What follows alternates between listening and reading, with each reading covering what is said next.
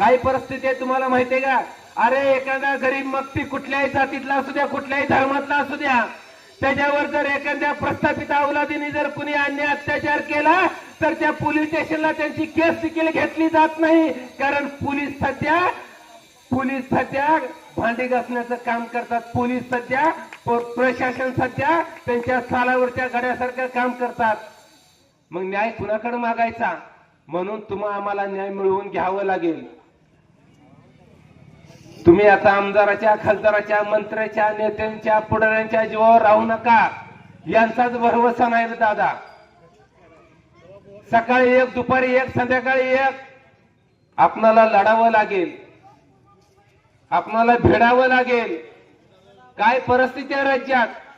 कालच त्या अभिजित आमदारांनी सांगितलं, अभिजित पाटलांनी विधानसभेमध्ये, आहो आम्ही विरोधात बसलो म्हणून तुम्ही आमचं तोंड दाबणार का? आम्हाला बोलायला देणार नाही का?